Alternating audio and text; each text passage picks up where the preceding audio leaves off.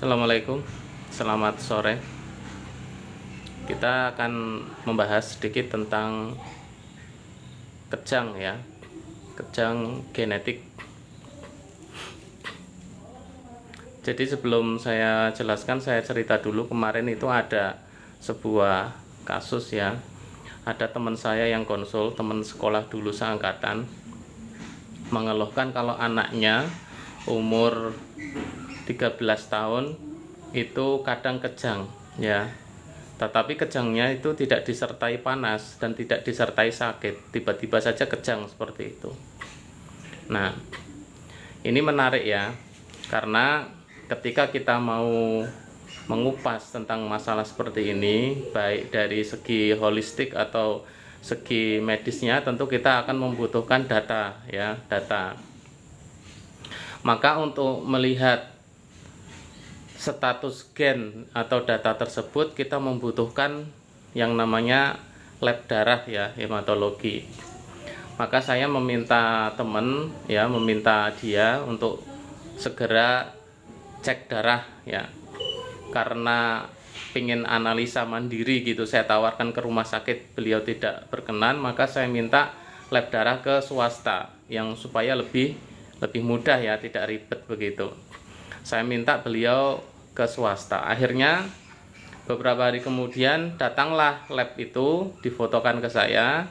Nah, dari hasil lab darah ditemukan bahwasanya ada kenaikan monosit ya, ini dicatat ya, kenaikan monosit. Dari kenaikan monosit atau nanti dari lab darah itu akan bisa kita deteksi genetiknya itu kemana anak ini, apakah dominan ke bapaknya, apakah dominan ke ibunya ya. Karena sebagai seorang terapis ya, sebelum kita menangani kita perlu mengetahui cek genetiknya terlebih dahulu. Nah, saya bedah kasus yang saat ini ada ya. Artinya nanti kalau kita membahas kejang itu ada dua gen ya, gen bapak dan gen ibu. Agak panjang lah penjelasannya. Saya sekarang lebih fokus kepada tentang kasus yang hari ini kita hadapi. Nah, setelah kita melihat bahwasanya angka monositnya itu tinggi, maka saya menganalisis dengan kondisi seperti ini, bahwasanya anaknya itu memiliki kecerdasan yang lebih daripada saudaranya. Kemudian anak ini aktif ya, aktif seperti itu. Maka saya tanya kepada bapaknya untuk mengkonfirmasi apakah dari analisis saya itu benar. Ternyata analisis itu tepat ya, bahkan sangat-sangat tepat sekali, karena anak itu memang aktif. Nah, anak itu memang aktif, keduanya anak itu pintar, cerdas. Jadi dia sekolah di pondok tahfidz. Dengan dia sekolah di sana itu, sekali duduk untuk menghafalkan Al-Quran itu setengah jam dia bisa hafal satu muka atau satu halaman, setengah jam duduk ya. Nah, artinya kita alhamdulillah terkonfirmasi. Nah, dari mana kita tahunya kalau anak-anak dengan angka monosit yang tinggi, kalau anak itu kejang terus angka monositnya tinggi, kok anaknya cerdas, anaknya aktif, itu dari mana tahunya? Kita mempelajari dari sisi holistiknya ya, bahwasanya anak itu genetiknya ke bapaknya ya, genetiknya ke bapaknya. Maka dia itu menuruni bakat-bakat kecerdasan emosional dari bapaknya. Sehingga kalau bisa kita bahasakan antara perilaku, wajah, bahkan banyak kemiripan yang mirip ke bapaknya, karena anak ini genetik ke bapak seperti itu. Nah, kelebihannya adalah kasus kejang dengan kondisi monosit yang tinggi atau gen ke bapaknya, anak ini memiliki kecerdasan di atas rata-rata. Itu kelebihannya ya. Dan kejangnya itu bukan kejang yang seperti ayan atau yang epilepsi begitu, enggak. Ini kalau nggak segera diatasi memang akan mengarah ke seperti itu. Tapi kalau nanti segera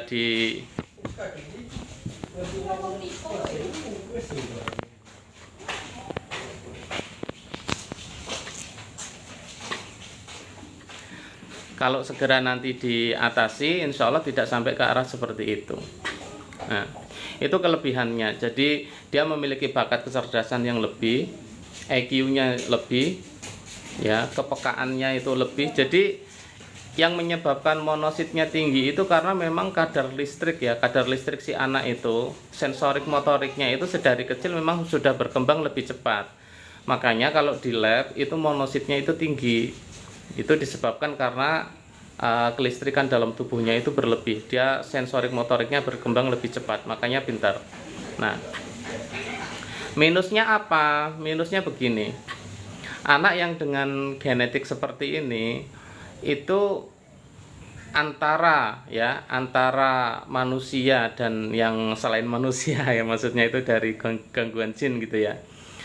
Selain dia menuruni sifat-sifat genetik yang baik dari orang tuanya, maka dia juga akan mendapatkan gangguan-gangguan juga dari nasab leluhurnya. Kalau ada perjanjian ada dulu di masa dulu mbahnya atau bapaknya itu mengadakan perjanjian dengan setan, dengan jin untuk penjagaan ke anak cucunya, itu bisa akan berimbas ke seperti ini. Jadi tidak hanya kita, ketika melihat ada anak yang berpotensi luar biasa kecerdasannya, tidak hanya orang tua ya. Orang tua kalau melihat anaknya potensinya bagus, pasti dia akan berkeinginan menyekolahkan anaknya itu di tempat-tempat yang bagus lah supaya berkembang lebih pesat gitu. Nah, setan golongan jin juga seperti itu. Ketika dia melihat ada anak keturunan dari sekutunya itu memiliki bakat bagus, maka itu akan dibidik oleh jin.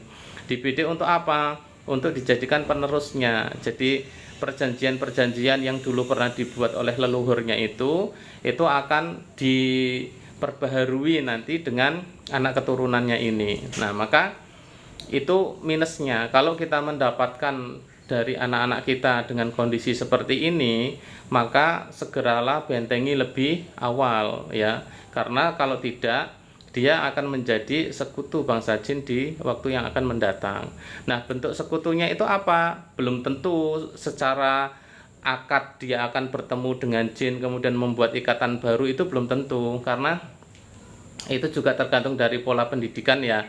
Kalau kemudian anaknya itu dididik sedari awal dari segi ilmu agama, mungkin dia tidak akan sampai berbuat musyrik ya. Tetapi ingat ya, anak dengan genetik yang seperti ini, tadi saya bilang kecerdasannya yang bagus ya, motoriknya, sensoriknya yang bagus, dia juga akan memiliki sebuah egois yang sangat tinggi ya, memiliki egoisme yang sangat tinggi. Dan ini kalau tidak dibetulkan, tidak diseimbangkan, ini juga akan menjadikan anak itu dia akan mudah sombong, mudah merasa lebih daripada yang lain.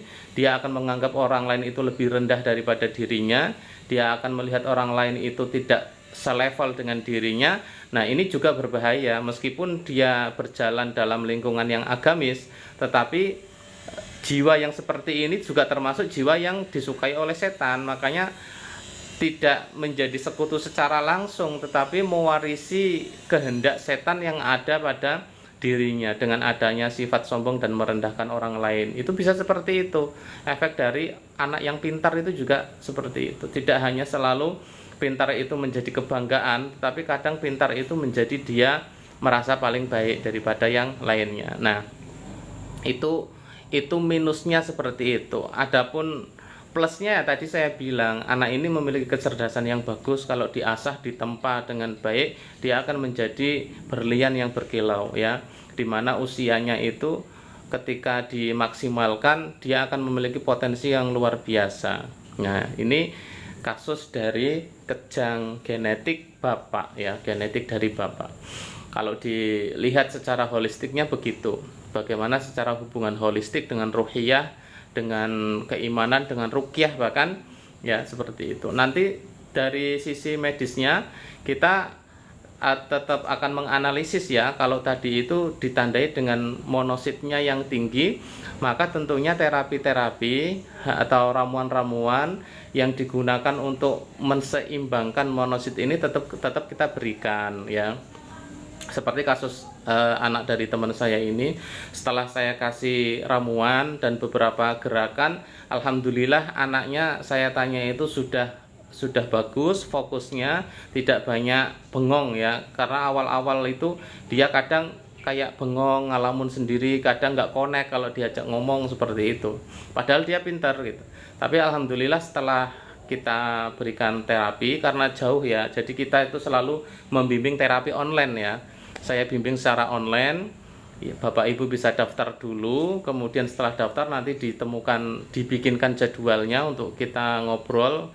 Ya, nanti solusinya, ramuannya kita berikan secara langsung ketika dalam sesi obrolan itu. Apakah diperlukan ramuan atau tidak, dan bagaimana cara terapinya, nanti video-video terapi itu akan kita kirimkan. Begitu. Nah, yang penting adalah seperti ini, bagaimana nanti ketika kita menemui anak itu kejang ya, maka yang saya sarankan pertama kali adalah langsung lab darah dulu. Bilang sama bagian lab darahnya, baik swasta atau yang ke pemerintah, bilang saya mau lab darah lengkap, hematologi seperti itu ya, saya sarankan seperti itu. Nah, kalau sudah ketemu, sudah ada lab darahnya, lab darah lengkap, lab darah hematologi, maka nanti difotokan, kirimkan ke saya. Nanti saya bisa menganalisis apakah kejangnya itu genetik ke bapak atau ke ibu. Karena dalam kasus kejang ini ya, yang saya bahas ini kan kejang nggak ada panas ya. Nanti kejang panas ada saatnya sendiri. Yang saya bahas ini adalah kejang tidak ada panas. Nah, kejangnya itu nanti baik dia di umur anak-anak lah intinya ya, itu nanti terlihat dari lab darah itu, akan kita bisa bedakan apakah ini genetik ke bapaknya atau genetik ke ibunya. Nah, nanti itu caranya berbeda, cara penetralannya, terapinya berbeda. Bahkan termasuk nanti dalam cara mengurai gangguan gennya itu juga ada sedikit perbedaan ya. Kalau dalam kasus konsultasi online itu saya arahkan lengkap apa yang harus dilakukan orang tuanya, apa yang harus dilakukan anaknya untuk mengurai gangguan gennya juga. Ini ada yang komen gimana sendiri, maksudnya gimana ya, saya nggak paham pertanyaannya, nggak jelas ya. Mungkin bisa ditanyakan ulang ya. Jadi begitu teman-teman sekalian, itulah kejang dan plus minusnya dari genetik. Ya, yang perlu disyukuri kalau ada kasus seperti ini, itu bersyukurlah bahwasanya anaknya memiliki potensi yang bagus, tapi di satu sisi dia juga terancam ya. Terancamnya itu bukan gimana ya, terancamnya itu ya dia bisa hidup menjadi orang yang tidak baik meskipun dia membawa bekal kemampuan yang luar biasa. Nah, ini perlu dikondisikan ya, perlu dikonsultasikan. Kalau di medis mungkin hanya diperbaiki tentang masalah kejangnya saja ya, kejangnya saja, penyebabnya apa, dikasih obat seperti itu, tetapi tidak dibahas dari sisi holistiknya dan kaitannya dengan genetik itu. Maka disinilah saya membahas saling melengkapi antara medis dan tradisional. Nah, dengan pendekatan holistik ini, artinya kalau kita mendapati ada kasus kejang, maka tidak berhenti pada proses pengobatan medis, tetapi ada ikhtiar juga untuk menetralkan anak itu dari unsur lain ya, seperti yang saya sampaikan tadi. Kalau ada pertanyaan silahkan nanti di komen ya. Assalamualaikum warahmatullahi wabarakatuh.